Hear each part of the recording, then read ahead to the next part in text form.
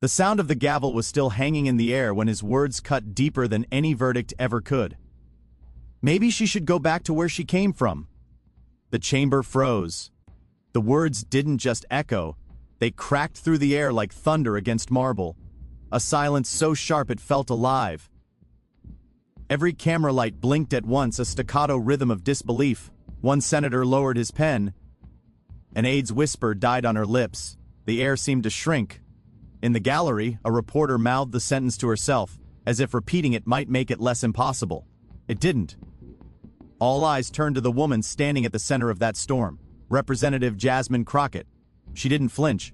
Her hands rested lightly on the table, her eyes locked on Roberts, the Chief Justice of the United States, whose calm mask had slipped into something colder. For a moment he looked almost relieved, as if years of restraint had finally given way to something he'd long kept hidden. The nation was watching. Not just those in the room, but millions live streaming, clipping, rewinding. The caption flashed. Did he really just say that? The question wasn't rhetorical. It was a mirror held to America itself. Crockett blinked once, slow, deliberate. No one breathed. The sound of a phone dropping to the floor echoed like a gunshot. The marble walls, the flags, the very symbols of justice seemed to draw back, uncertain whose side they were on. The narration slips in like a heartbeat beneath the silence, one sentence, and the line between power and prejudice shattered. In that instant, the courtroom wasn't a courtroom anymore. It was a battlefield between two visions of the country, one anchored in hierarchy, the other in humanity. The air trembled with the weight of history, all the ghosts of old trials and broken promises pressing in on this single moment. Still, she didn't speak. Not yet. Her composure wasn't weakness, it was warning. Every second she waited made the silence louder, the shame heavier, and as murmurs rose into chaos, as aides scrambled and headlines began to write themselves, something unspoken passed through the room. But as the courtroom descended into chaos, no one expected what Jasmine Crockett would say next. 48 hours earlier, the marble corridors of the Supreme Court shimmered under a cold January sun.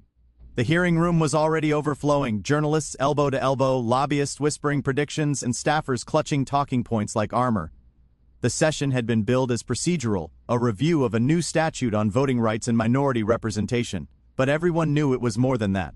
Beneath the polished rhetoric, this was about who counted as fully American. Jasmine Crockett had walked into the chamber that morning not as a congresswoman seeking attention, but as a legal mind invited to testify.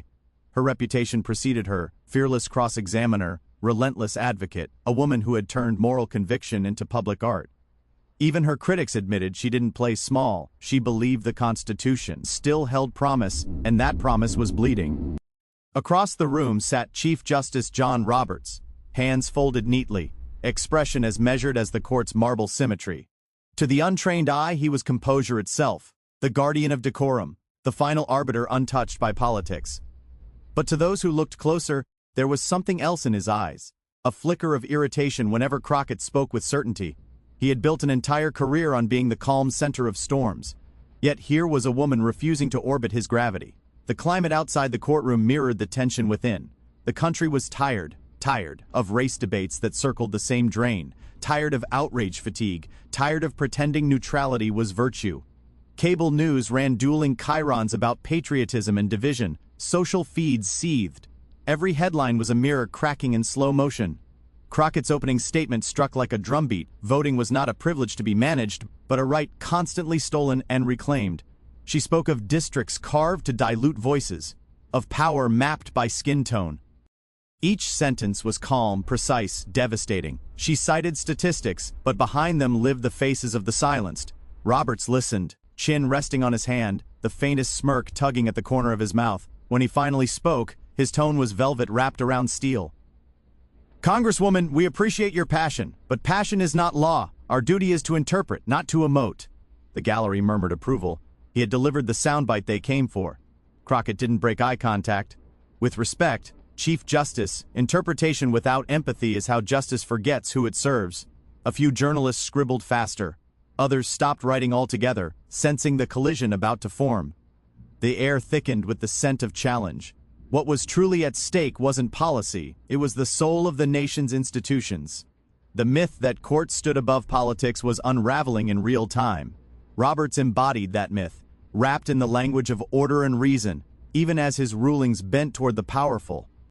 Crockett represented the counterweight, raw, inconvenient truth. For the first time, the Chief Justice adjusted his robe as if the air had grown too warm. The cameras caught it, the smallest gesture of discomfort from a man trained never to show it. Outside, protesters chanted on the courthouse steps. Inside, history gathered its breath. Two figures, each carrying the weight of different Americas, faced each other across polished oak. The crowd sensed it. This wasn't about one remark or one decision. It was about whether equality could survive civility's disguise. And yet none of them knew. The most powerful man in the room was about to lose control. John Roberts had always been the picture of composure. The man who never raised his voice, never lost his temper, never betrayed even a flicker of chaos beneath the robe. To the American public, he was the steady hand guiding a divided nation through legal storms. A moderate, a centrist, a guardian of tradition. The press adored that word, moderate. It implied safety, distance from extremes, a kind of judicial sainthood. But moderation, as Roberts practiced it, was not balance. It was camouflage. He built his reputation in the quiet corridors of Washington power, a place where tone mattered more than truth. In his early years on the bench, Roberts learned that a smile could soften cruelty, that a polite phrase could bury accountability. When he struck down campaign finance limits, he called it a defense of free speech. When he weakened the Voting Rights Act, he described it as trusting states to move beyond the past. Each decision came wrapped in elegance, delivered in perfect diction, and signed with the calm of a man convinced history would forgive him. For 2 decades, he perfected the performance of judicial grace. His sentences were crafted like marble, cool, smooth, impossible to read emotion into. He never needed to shout. His restraint itself was a kind of power. When others lost their composure, Roberts' stillness made him look like the adult in the room. He understood the optics. In a world of outrage, calm could look like wisdom. And in that illusion of wisdom, power hides comfortably. There were moments, though, when the mask slipped, small, almost invisible fractures that revealed the man beneath the robes. A closed-door meeting in 2013 after the court gutted the preclearance requirement of the Voting Rights Act. One aide later recalled his tone as strangely cheerful, as if he believed he was liberating the country from its guilt. Another staffer remembered how he brushed off warnings that voter suppression would surge in the South. "We can't govern by fear of the past," he said lightly, eyes already drifting to his notes. He was, in his mind, the enlightened realist, the man too intelligent to be emotional, too reasonable to be racist. His bias was hidden in phrasing, in the way he elevated process over people. When racial disparities came before the court, he spoke of neutral principles. When women's rights were debated, he worried aloud about institutional stability. When corporations demanded influence, he called it economic liberty. The consistency was chilling. The powerful always found empathy. The powerless always found procedure. To his admirers, Roberts was the embodiment of restraint. To his critics, he was restraint weaponized. His authority came not from his arguments but from his posture, the calm smile that said, "I'm above all this." He played the role of national father figure, presiding over chaos, insisting that the answer to injustice was patience. But patience is a luxury only the comfortable can afford. Behind the scenes, his clerks whispered about his temper, not loud but cutting. When they drafted opinions that pressed too hard on systemic bias, he'd cross out entire paragraphs with a single stroke and murmur, "We're not activists." When asked about implicit bias training, he chuckled, "I think I've managed just fine without it." The room would laugh softly, unsure whether to take it as a joke. His public image was sculpted by contrasts. When the court overturned progressive precedents, Roberts' dissenting tone was gentle enough to make regression sound reasonable. When he sided with conservatives, pundits praised his institutional loyalty. The mythology grew. He was the adult holding back the extremes. But the truth was simpler. He didn't protect democracy from chaos. He protected decorum from discomfort. In a country allergic to confrontation, Roberts had become a hero of quiet control. The journalists loved his serenity. The elites loved his predictability. And even his critics admitted he was brilliant. But brilliance without empathy is just cruelty in better language. By the time Jasmine Crockett entered his courtroom, he had already dismissed 1,000 voices like hers. He'd learned to nod through their passion, thank them for their perspective, and file their truth into the archive of unfortunate realities. To him, the system worked, because it had always worked for him. Yet there was something about her presence that unsettled him. She didn't come begging for validation, or hiding behind reverence for the court. Her words didn't tremble. Her gaze didn't seek permission. She was calm, but not deferential. It was the mirror he had avoided all his life, the one that reflected not his dignity, but his detachment. For a man who had built an empire of politeness, her existence was dangerous. Because polite supremacy only works when everyone agrees to pretend it isn't supremacy at all. And as the gavel gleamed under the courtroom lights, Roberts couldn't know it yet, but his poise was about to fail him. The calm he had worn like armor would soon become his undoing. But this time, his calm demeanor would meet the one thing it could not contain: truth spoken without fear. Jasmine Crockett grew up on the south side of Dallas, in a house that always seemed to be buzzing with purpose. Her mother taught high school history, her father organized neighborhood meetings in their living room. Their home was small, the kind of place where the kitchen table doubled as a desk, and the sound of protest songs drifted in from a radio that never stopped playing. While other children were watching cartoons, Jasmine was listening to her parents debate school funding and police reform. To her, justice wasn't an abstract idea, it was the air she breathed, the promise her parents refused to give up on. In middle school, she was the kid who asked too many questions. Teachers would sigh when her hand shot up for the 5th time in a lesson. Once, a guidance counselor told her she was too assertive for her own good. She went home angry that day, and her mother smiled softly. "Good," she said. "That means they heard you." From that moment, Jasmine understood that being heard came with a price, and she was willing to pay it. By high school, she was volunteering at voter registration drives, standing in church parking lots under the Texas sun, handing out forms to elders who still remembered when they weren't allowed to fill them out. She learned early that dignity wasn't given, it was claimed, and protected with work that no one applauded. Law school was her crucible. The first semester was brutal: professors who mispronounced her name, classmates who assumed she'd only been admitted to fill a quota. When she challenged a professor's interpretation of the 14th Amendment, the room fell silent. "You're passionate," he said afterward, "but passion doesn't win cases." She smiled, but inside she was already rehearsing the arguments that one day would. She studied late into the night in a library that smelled of dust and fluorescent fatigue. While others chased internships with firms downtown, she clerked for public defenders and took on cases no one else wanted: young men accused of crimes they barely understood, mothers facing eviction for debts that weren't theirs. She lost often, but each loss sharpened her, taught her to see law not as theory but as a weapon, one she would learn to wield with precision. When she passed the bar, she didn't celebrate in champagne halls. She went home, hugged her parents, and cried. Her father told her, "Remember, the goal isn't to be in the room, it's to change what the room allows." Those words followed her like scripture. As she entered politics, the challenges didn't fade, they evolved. The same voices that once underestimated her now smiled while undermining her. "You're impressive, Jasmine," colleagues would say, "but tone it down if you want to last." Yet every attempt to box her in only made her sharper. She learned the art of strategic silence, the kind that makes others squirm. She didn't need to shout, she could make her opponents expose themselves. Her reputation grew, fearless in hearings, unshakable under fire. But the image of strength came at a cost. Nights spent staring at ceiling fans, wondering if America would ever see a black woman's composure as dignity rather than defiance. She carried that weight quietly, her armor invisible but heavy. Mentors appeared along the way. A retired judge who told her that the key to surviving in power was to never let them see you angry, and a fellow congresswoman who whispered, "They mistake calm for compliance. Use that." Jasmine listened. She transformed each humiliation into discipline, each insult into preparation. There were protests too, marches where she linked arms with strangers who called her sister. In those crowds, she remembered why she started. When police lines advanced, she didn't back away, she stood still, knowing her presence alone was resistance. Cameras caught her face more than once, eyes steady, chin lifted, not defiant, but resolute. Those images went viral, turning her into a symbol she never asked to be. By the time she entered Congress, she had already survived more public battles than most of her peers. She had learned how to smile when they called her aggressive, how to counter patronizing remarks with unflinching intellect. Her poise became her weapon, her silence, her strategy. The same society that once doubted her now relied on her to speak the truths they were too afraid to utter. Reporters began calling her the conscience of the chamber. To the disillusioned, she was proof that integrity could still win elections. To her detractors, she was a reminder that history had a long memory. She carried her faith quietly, not in institutions but in people's ability to awaken.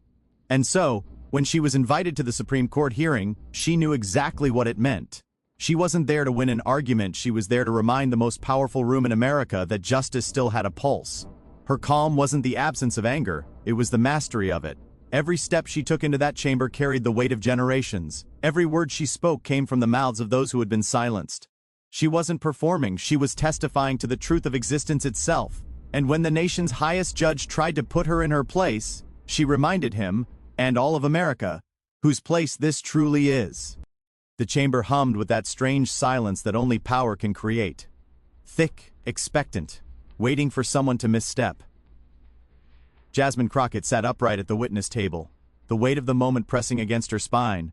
Across from her, Chief Justice Roberts adjusted his papers with a precision that felt performative. Cameras zoomed in, 1,000 lenses thirsting for conflict disguised as civility. Roberts spoke first, his tone gentle enough to sound benevolent.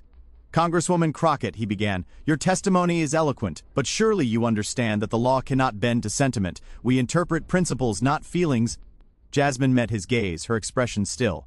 "With respect, Chief Justice, principles mean nothing if they aren't applied equally. Law without empathy isn't justice, it's math." A few in the gallery chuckled softly, others stiffened. Robert smiled thinly, the kind of smile meant to end discussions. "Let's not make this about race," he said. It was a practiced phrase, one he'd used his entire career, a polite dagger wrapped in procedural cloth. But this time, it hung in the air too long. Even the stenographer paused. Jasmine tilted her head slightly, as though studying the anatomy of that sentence. "Respectfully, sir," she replied, "it's already about race. Pretending otherwise doesn't make it disappear, it just makes the injustice quieter." The audience shifted in their seats. The temperature in the room seemed to rise. Roberts leaned back, the faintest flush touching his collar. His robe swayed like a curtain between arrogance and unease. He spoke again, slower this time. "Congresswoman, you seem to think the court plays a role in activism. We do not fix society, we interpret its framework." "And yet," she countered, "every ruling either protects a life or erases one. Interpretation is activism, just selective in whose story it serves." The sound of camera shutters broke the air. Click, click, click, each flash freezing their faces mid-duel. Somewhere, a pen fell. A journalist mouthed, "Oh my God." Roberts leaned forward, elbows on the bench, the paternal calm beginning to crack. "I admire your conviction," he said, voice steady but brittle, "but perhaps if you spent less time in protest and more in study, you'd appreciate the nuances of the law." A murmur rippled through the gallery. Crockett's eyes narrowed slightly, not in anger but recognition. She had heard this tone all her life, the soft condescension of men who mistook arrogance for intellect. She folded her hands. "The nuance," she said quietly, "is what allows injustice to hide." The Chief Justice exhaled through his nose, lips tightening. The cameras caught the faint tremor at the edge of his jaw. He tried to pivot, returning to legal theory, but the exchange had shifted something. The air no longer belonged to him. Every attempt to reassert control came out sharper, colder. "Congresswoman, this court does not answer to emotion," he snapped. "And emotion doesn't answer to this court," she replied. "That's the problem, isn't it? Justice is supposed to be blind, not deaf." Gasps fluttered across the room. The Chief Justice's pen tapped once against the bench. Once more. He looked at her like a man who had just realized he could bleed. "Perhaps," he said finally, "you should go back to where you came from." The sentence fell like a verdict from a different century. Time fractured. For a heartbeat, no one moved. The words reverberated through the marble, through the air, through every phone and camera recording the moment in stunned disbelief. Aid hands froze mid-note. One journalist whispered, "Did he just—" Jasmine didn't move. Her stillness was louder than any outrage. The room itself seemed to hold its breath, waiting for her response. The Chief Justice, realizing too late what he'd said, tried to cover it with a dismissive laugh. "I meant," he stammered, your district, of course." But the lie was transparent. The damage irreversible. Every face in the audience had changed. Some looked horrified, others thrilled by the spectacle. Jasmine's hands remained folded. Her composure was absolute, terrifying in its quiet. The camera zoomed in on her face, the calm before history's roar. The words slipped out, a sentence that would echo across the internet before the gavel even struck. The silence stretched so long it became its own kind of music, the faint hum of cameras, the distant shuffle of a shoe, the breath of a nation held hostage by one man's arrogance. Jasmine Crockett looked up slowly, meeting the Chief Justice's gaze with the kind of stillness that burns hotter than fury. When she spoke, her voice was soft, deliberate, each word carrying the precision of a scalpel. "Mr. Chief Justice," she said, "I'm already home." The chamber froze, every head turned, even Roberts blinked. "Maybe," she continued, "it's time this court remembers where justice comes from." There it was, the first crack in the air. It wasn't anger, it was authority reclaimed. A faint murmur rippled through the gallery. Somewhere, a camera shutter clicked like a drumbeat. Jasmine let the moment breathe. Then she began again, not shouting, not pleading, just speaking truth as if it were oxygen. "You see, sir," she said, "my home isn't something you can send me back to. My home is the Constitution your robe is supposed to defend. My home is the promise that this nation made, to all of us, that justice would be blind, not selective." A few people nodded. Someone whispered, "Oh my God, I was born in a part of this country that the law forgot," she went on, her tone rising by a single note. "South Dallas, where schools crumble, wages vanish, and dreams are rationed out like charity. And yet, my parents taught me that this nation's greatness wasn't written by men in robes or marble halls. It was written by people who believed enough to march, to fight, to vote, to rebuild. That's where justice comes from." Roberts shifted, but she kept her eyes locked on him. "You can sit there and pretend neutrality," she said, "but neutrality in the face of injustice isn't wisdom, it's cowardice with polish.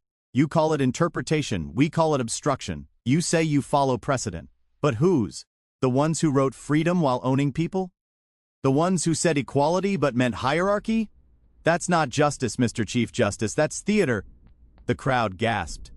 A journalist dropped his pen. Robert's jaw tightened. "Congresswoman," but she didn't let him reclaim the stage. "No," she said, her tone slicing through his interruption. "You don't get to Congresswoman me into silence. You said I should go back to where I came from.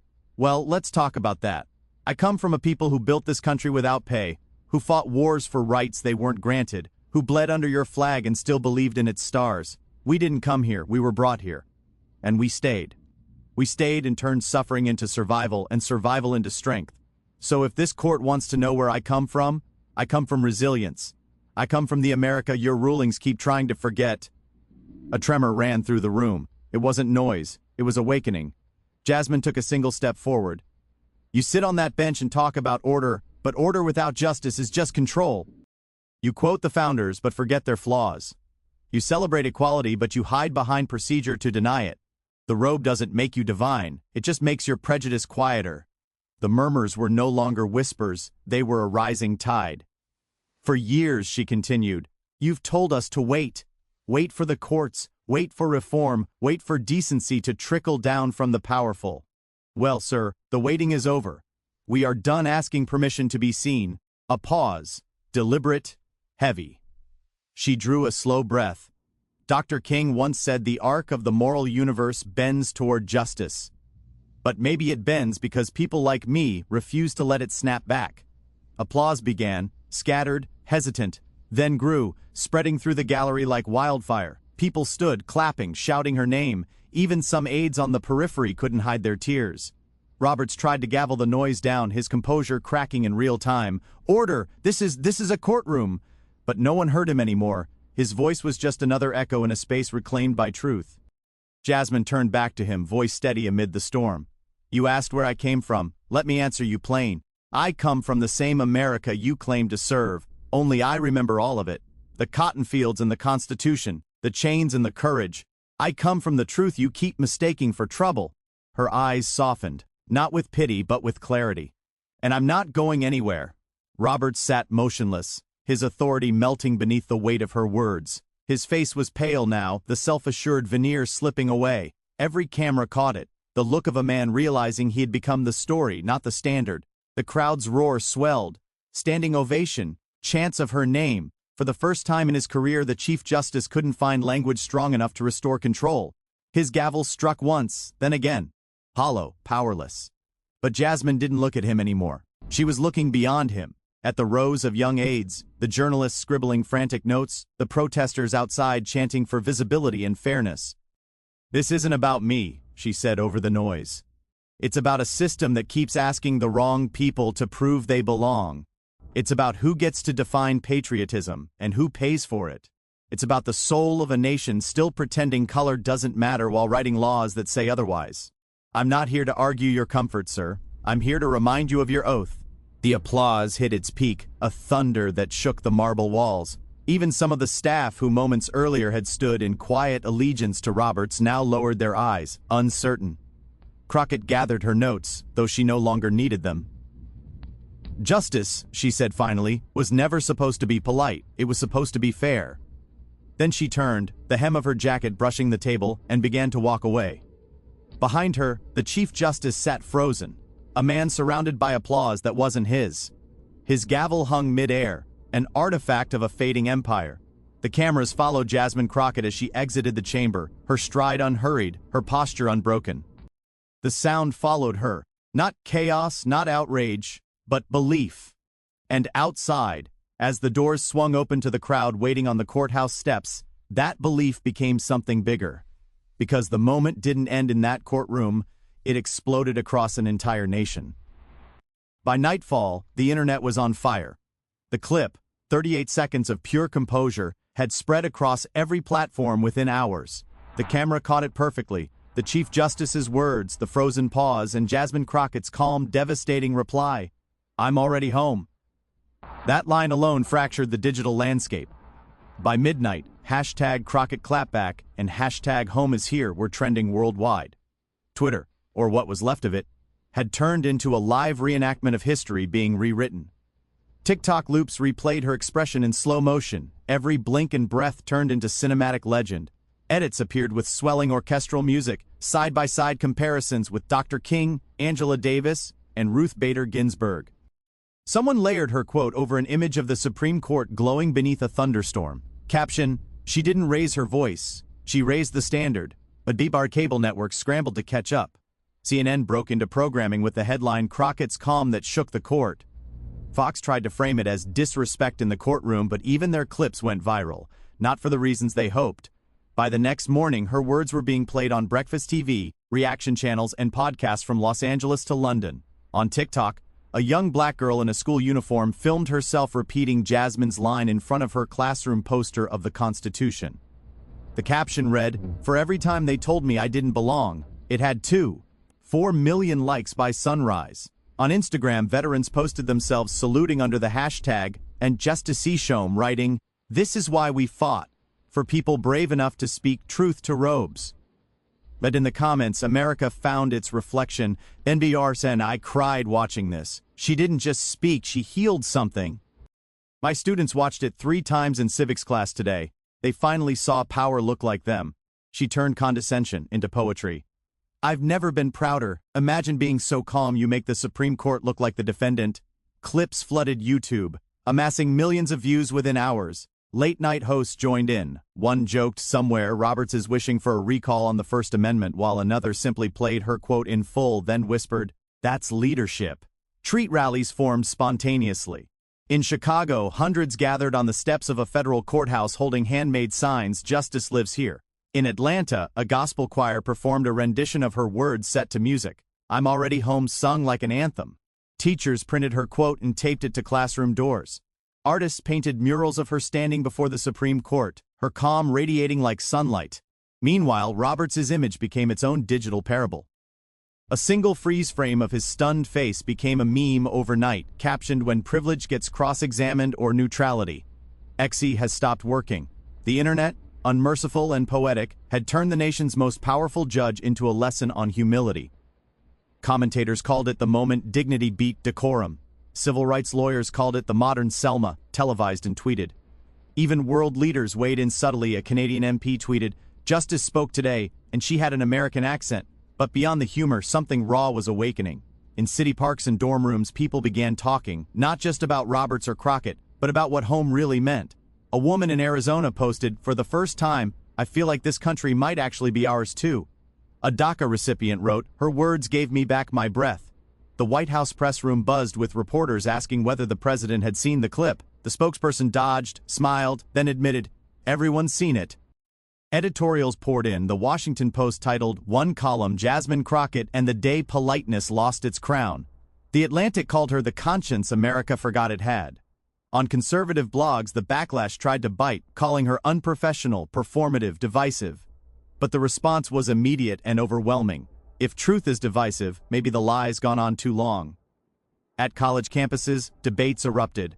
Professors screening her testimony in ethics classes, students writing essays about tone, power, and belonging. At a church in Detroit, the pastor quoted her in Sunday's sermon, "God doesn't send us back where we came from. He sends us forward to where truth is waiting." Everywhere, the same theme echoed. She didn't just answer an insult, she redefined the conversation. For Roberts, the isolation grew in silence. The Supreme Court's official site quietly disabled comment sections after being flooded with quotes from Crockett's speech. An aide leaked that the Chief Justice had regretted his phrasing. But by then, the narrative had outgrown him. He was no longer the speaker, he was the symbol of a system caught on tape betraying itself. Meanwhile, Jasmine stayed quiet. No press tour, no statement, just a single tweet the next morning: "Justice doesn't live in buildings. It lives in people." Within minutes, it had 2 million likes. By evening, candlelight vigils lit up courthouse steps across the country. People carried small placards with the words, "I'm already home." A movement had been born, not from outrage but from composure. From the unshakable power of a woman who refused to bow, who showed that belonging isn't granted by authority but declared by courage. And as the world replayed her words again and again, the noise began to fade into something quieter, something deeper. Because beyond the hashtags and headlines, something deeper began to shift. The frenzy of the week eventually began to fade. Hashtags cooled, headlines shifted, new scandals clawed their way into the news cycle, but something about that moment refused to die. The clip kept resurfacing, not as viral noise but as testimony. Teachers played it in classrooms, parents shared it with their children, and pastors wove it into sermons. It no longer felt like outrage, it felt like remembrance. Jasmine Crockett had not roared, nor cursed, nor demanded. She had simply stood. And in a world that rewards volume, her stillness became revolutionary. A week later, she appeared on a public affairs program, the kind that usually blurred into polite conversation. The host leaned forward, searching for the spark of anger that the internet insisted must be there. "Congresswoman," he asked gently, "how did you stay so calm when he said that?" She smiled, that same quiet confidence that had made history. "Because calm is what they can't control," she said. "People expect rage so they can call it unruly, but dignity disarms them. If home is where justice lives, then I'm never leaving." The audience applauded softly. It wasn't a thunderous roar but something warmer, like a collective exhale. Her words rippled outward again, this time not as a political statement, but as a mirror. The story wasn't just about a courtroom or a comment, it was about what kind of spirit survives insult and still refuses to bow, about how true power never needs to humiliate. In the weeks that followed, America began looking inward, not in headlines but in hallways and homes. A young teacher in Alabama started a classroom ritual. Every Monday, her students would finish roll call by saying one line from Crockett's speech. A postal worker in Detroit wrote it on his locker. A veteran in Arizona tattooed it on his arm, and across generations something began to click. That strength isn't always in shouting back, sometimes it's in holding the line of one's own worth. Political analysts tried to measure the moment, to map its impact on polls or approval ratings. They missed the point. Crockett's stand wasn't about politics, it was about the reclamation of humanity, about the long, unfinished conversation between America's promise and its prejudice. For decades, people had been told to earn belonging by being quiet, grateful, or accommodating. Crockett's calm refusal shattered that illusion. Her composure became its own declaration: belonging doesn't need permission. Even her critics grew quieter. The loudest pundits ran out of insults. How do you attack someone who never raised her voice, who met scorn with grace and made arrogance look small? In that silence, the truth found its footing again. The marble halls of the Supreme Court stood unchanged, but the meaning of power inside them felt different. For once, the gavel didn't symbolize control. It symbolized fragility. Meanwhile, Jasmine continued her work. She spoke at universities not as a celebrity but as a teacher of courage. "The robe doesn't make justice sacred," she told one crowd. "People do. Every time we stand up with integrity, we extend the boundaries of home." She didn't call for revenge, she called for reflection. "I wasn't insulted," she said in another interview. "I was reminded that this nation still hasn't decided what it means when it says we the people." Those words lingered, printed on posters, quoted on talk shows, etched into the collective memory of a weary country that had needed something real to believe in. And perhaps that was the truest legacy of that day. Not a viral victory, but a reminder that calm can be as fierce as fire. That dignity doesn't shout, it stands.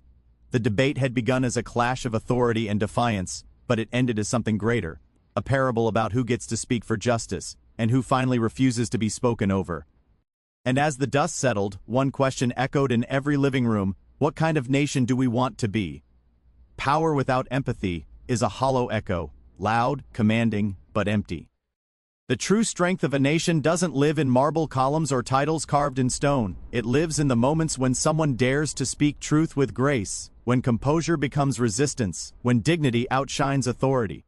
Judge John Roberts told her to go back. Instead, Jasmine Crockett brought the whole country forward.